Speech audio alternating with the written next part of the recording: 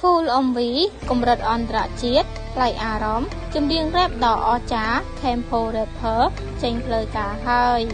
ទីបំផុត Full MV កម្រិតអន្តរជាតិចម្រៀងដ៏អស្ចារ្យ Tempo Rapper បានចេញជាផ្លូវការហើយសម្រាប់បងប្អូនទស្សនាកម្សាន្តអារម្មណ៍បន្ទាប់ពីបានផលិតនិងកាត់តយ៉ាងយកចិត្តទុកដាក់ពីអ្នកជំនាញប្រចាំផលិតកម្ម Galaxy Navatra នៅក្នុង MV ចម្រៀង Tempo Rapper ផង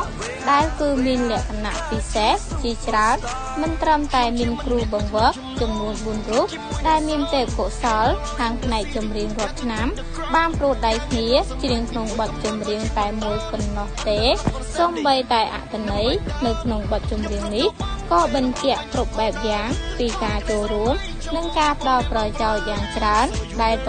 ត្រង់ផ្លូវរបស់បេក្ខជនដែលមានបំណងចង់ក្លាយទៅជាតារាចម្រៀងរ៉េបអាជីពយ៉ាងពិតប្រាកដពីកម្មវិធីប្រឡងចម្រៀង Tempo Rapper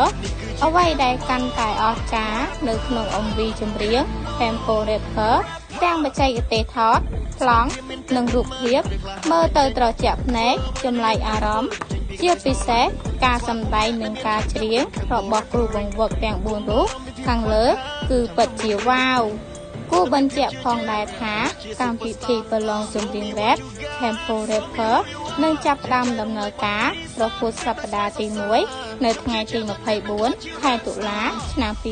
2025និងផ្សាយផ្ទាល់លើកញ្ចក់ទូរទស្សន៍ CTN ចាប់ពីម៉ោង 8 យប់តទៅ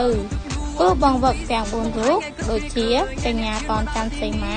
លោក Tempo Tris លោកប្រុសឡានិងលោកសង្ហានឹងចាប់ផ្ដើមបេសកកម្មជ្រើសរើសបេក្ខជនដែលខ្លួនស្រឡាញ់ពេញចិត្តដើម្បីយកមកដុសខាត់សមត្ថភាពបន្ថែមដើម្បីក្លាយទៅជាតារាចម្រៀងរ៉េបអាជីពតោះទៅទស្សនា Full MV ចម្រៀង Tempo Rapper ទាំងអស់គ្នាធានាថានៅក្នុង MV ចម្រៀងនេះពិតជាអស្ចារ្យតែកើតចេញពីការច្នៃប្រឌិតគុណខ្មែរពិតៗ